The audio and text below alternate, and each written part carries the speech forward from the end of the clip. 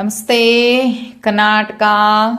ನನ್ನ ಯೂಟ್ಯೂಬ್ ಕುಟುಂಬದ ಸದಸ್ಯರೆಲ್ಲರಿಗೂ ನನ್ನ ವಂದನೆಗಳು. ಮುಂಚಾಲಂನ ಆಶೀರ್ವಾದವನ್ನು ಪಡೆಯುತ್ತಾ, ಆರಾಧ್ಯರನ್ನ ಸ್ಮರಣೆ ಮಾಡ್ತಾ, ತಾಯಿ ಮಾರಿಕಾಂಬೆಯನ್ನು ಸ್ಮರಿಸುತ್ತಾ ಇವತ್ತು ನಾನು ನಿಮ್ಮ ಮುಂದೆ ಬಂದಿದ್ದೇನೆ. ನನ್ನ ಕಾರ್ಯಕ್ರಮಕ್ಕೆ ತಮಗೆಲ್ಲರಿಗೂ ಸ್ವಾಗತವನ್ನು ಬಯಸುತ್ತಾ, ನಮ್ಮ ಆರಾಧ್ಯರು ನಿಮ್ಮೆಲ್ಲರನ್ನ ಕಾಪಾಡಲಿ ಅಂತ ಹೇಳ್ತಾ ಇವತ್ತಿನ ಕಾರ್ಯಕ್ರಮವನ್ನು ಶುರು ಮಾಡ್ತಾ ಇದ್ದೀನಿ. ಇವತ್ತಿನ ವಿಷಯ ನಾನು ಕೇಳಿದ್ದಾರೆ, ಕೆಲವರು ಕೇಳಿದ್ದಕ್ಕೆ ಈ ವಿಡಿಯೋವನ್ನು ಮಾಡ್ತಾ ಇದ್ದೀನಿ. ಬಹುಶಃ ಭಯ ಅನ್ನೋದು ಪ್ರತಿಯೊಬ್ಬರ ಜೀವನದಲ್ಲೂ ತುಂಬ, ಕೆಲವ್ರಿಗೆ ಸ್ವಲ್ಪ ಇದ್ದರೆ ಕೆಲವರು ತುಂಬ ಇರುತ್ತೆ. ಅದು ಬೇರೆ ಕಾರಣಗಳಿರುತ್ತೆ. ನಾವು ಭಯ ಪಟ್ಕೊಳ್ಳೋದಕ್ಕೆ ಬೇರೆ ಬೇರೆ ಕಾರಣಗಳಿರುತ್ತೆ. ಆ ಒಂದು ನಾವು ಎಷ್ಟೇ ಮಂತ್ರ ತಂತ್ರ ಓದಲಿ, ಏನೇ ಮಾಡಲಿ, ನಮ್ಮೊಳಗೆ ಆ ಭಯ ಅನ್ನೋದು ಜಾಸ್ತಿ ಆದಾಗ ನಾವು ಯಾವುದನ್ನು ಆರಾಧನೆ ಮಾಡಿದ್ರೂ ಆ ಭಯ ಹೋಗಲ್ಲ. ಪಾಪ ಒಂದಿಬ್ಬರು ಹೇಳ್ಕೊಂಡಿದ್ರು, ತುಂಬ ಭಯ ಆಗುತ್ತಮ್ಮ, ಕಾರಣ ಹೀಗಿದೆ ಅಂತಾನು ಹೇಳ್ಕೊಂಡಿದ್ರು.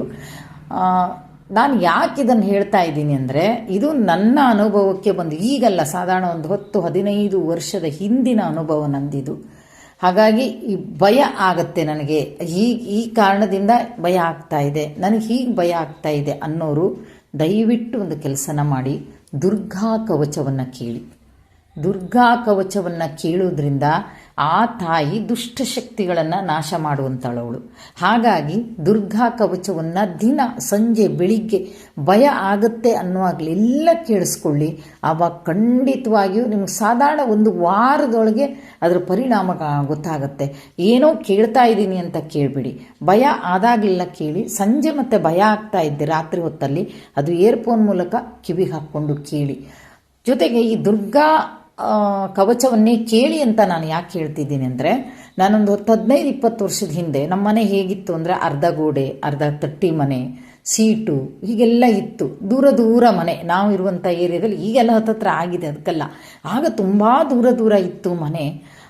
ಆವಾಗ ಬೈಕ್ಗಳು ಕಡಿಮೆ, ಭಾಳ ಸೈಕಲ್ ಮೇಲೆ ಕೆಲಸಕ್ಕೆ ಹೋಗೋದು ಜಾಸ್ತಿ ಮನೆಯವರೆಲ್ಲ. ಅವ ಸೈಕಲ್ ಮೇಲೆ ಅಲ್ಲಿಂದ ಸಾಧಾರಣ 6 ಗಂಟೆ 6:30 7 ಗಂಟೆ ಕೆಲಸ ಬಿಟ್ಟಿದ್ರು ಇಲ್ಲಿ ಬಂದು ಮುಟ್ಟುವತ್ತಿಗೆ 9-9:30 ಆಗೋದು. ಮಕ್ಕಳು ಸಣ್ಣವರಿದ್ದಾರೆ, ಭಯ ಜಾಸ್ತಿ ಆಗೋದು. ಹೀಗೆಲ್ಲ ಆಗುವಾಗ ನಮ್ಮ ಮನೆ ಪಕ್ಕದಲ್ಲಿ ಒಬ್ಬರು ಅಮ್ಮ ಇದ್ದಾರೆ. ಅವ್ರ ಹತ್ರ ಹೋಗಿ ಹೇಳ್ತೀನಿ, ನಂಗೆ ತುಂಬ ಭಯ ಆಗ್ತಾ ಇದೆ, ಹೀಗೆ ರಾತ್ರಿ ಎಲ್ಲ ಬರೋದಲ್ಲ, ರಾತ್ರಿ 9-10 ಗಂಟೆ ಆಗುತ್ತೆ, ಸಣ್ಣ ಮಕ್ಕಳನ್ನ ಇಟ್ಕೊಂಡಿರ್ತೀನಿ, ಅದು ಸೀಟ್ ಮನೆ, ತಟ್ಟಿ ಮನೆ, ಭಯ ಆಗುತ್ತೆ ನನಗೆ ಅಂದಾಗ ಅವರು ಒಂದು ಇದನ್ನು ನನಗೆ ಕೊಡ್ತಾರೆ. ನಿನಗೆ ಭಯ ಆಗ್ತಾ ಇದೆಯಾ, ದುರ್ಗಾ ಕವಚವನ್ನು ಕೇಳು ಅಂತ. ಒಮ್ಮೆ ದುರ್ಗಾ ಕವಚ, ಅವಾಗೆಲ್ಲ ಮೊಬೈಲ್ ಇಲ್ಲ, ನಮ್ಮ ಹತ್ರ ಎಲ್ಲ ಮೊಬೈಲ್ ಇಲ್ಲ ಅವಾಗೆಲ್ಲ ಕೇಳೋಕ್ಕೆ. ಅದು ಹೆಂಗಮ್ಮ ಕೇಳಲಿ ಅಂದಾಗ ಅವರು ಇನ್ನೊಂದನ್ನು ಹೇಳ್ಕೊಡ್ತಾರೆ ನನಗೆ. ಬೇಡ, ನೀನು ಎಷ್ಟೊತ್ತಿಗೂ, ಇಷ್ಟೊತ್ತಂತಿಲ್ಲ, ಎಷ್ಟೊತ್ತಿಗೂ ಓಂ ದುಮ್ ದುರ್ಗಾಯೇ ನಮಃ, ಓಂ ದುಮ್ ದುರ್ಗಾಯೇ ನಮಃ ಅನ್ನೋದನ್ನು ಹೇಳುತ್ತಾನೆ ಇರು. ಅದು ಹೇಳ್ತಾ ಇದ್ದಾಗೆ ನಿನ್ನಲ್ಲಿ ಆ ಒಂದು ಧೈರ್ಯ, ಆ ಒಂದು ಭಯ ಹೊರಟು ಹೋಗುತ್ತೆ ಅಂತ ಹೇಳಿದರು. ಅದಾಗಿದ್ದು ನಿಜ. ಅವ್ರು ಹೇಳ್ದಂಗೆ ಅದು ಹೆಂಗೋಯ್ತು ಅಂತಲೇ ಗೊತ್ತಿಲ್ಲ. ಆದರೂ ಆ ನಂತರ ಎಷ್ಟೋ ದಿನಗಳನ್ನು ಕಳೆದಿದ್ದೀವಿ ನಾವು. ಇನ್ನೊಂದು ವಿಷಯ ಏನು ಅಂದರೆ, ಇನ್ನೊಂದು ಕೆಲಸವನ್ನು ಮಾಡಿ, ಆಂಜನೇಯ ದೇವಸ್ಥಾನಕ್ಕೆ ಹೋಗುವಾಗ ಕೆಲವು ದೇವಸ್ಥಾನದಲ್ಲಿ ಅವರು ಭಟ್ರೆ ಕೊಡ್ತಾರೆ, ಇಲ್ಲ ಭಟ್ರ ಹತ್ರ ಹೇಳಿದ್ರು ಅಡ್ಡಿಲ್ಲ, ನೀವು ಅರ್ಚಕ್ರ ಹತ್ರ ಹೇಳಿಲ್ಲ ಅಂದರೆ ನೀವು ತಗೊಂಡು ಹೋಗಿ ಆಂಜನೇಯನ ಪಾದದಲ್ಲಿಟ್ಟು ಅದನ್ನು ಪೂಜೆ ಮಾಡಿ ಕೊಡೋಕೆ ಹೇಳಿ. ಅದನ್ನು ಕೈ ಕಟ್ಕೊಳ್ಳಿ. ನೀವು ಯಾರಿಗೆ ಭಯ ಆಗುತ್ತೆ ಅಂತಾರೆ ಕೈ ಕಟ್ಕೊಳ್ಳಿ.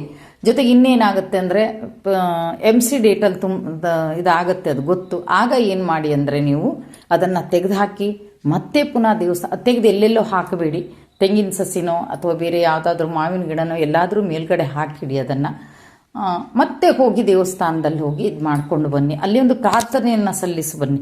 ಹಾಗಾಗಿ ಇದು ಎರಡನ್ನು ಮಾಡೋದ್ರಿಂದ ನಿಮಗೆ ಯಾವ ರೀತಿ ಭಯ ಆಗ್ತಾ ಇದೆ, ಅದು ದುಷ್ಟಶಕ್ತಿನೋ ಅಥವಾ ಇನ್ಯಾವುದು ಯಾವುದೇ ಇರಲಿ, ಆ ಎಲ್ಲ ಒಂದು ಇದನ್ನು ಕಳೆಯುವಂಥ ಶಕ್ತಿ ಇರೋದು ದೇವಿ ದುರ್ಗೆಗೆ ಮತ್ತು ಆಂಜನೇಯನಿಗೆ.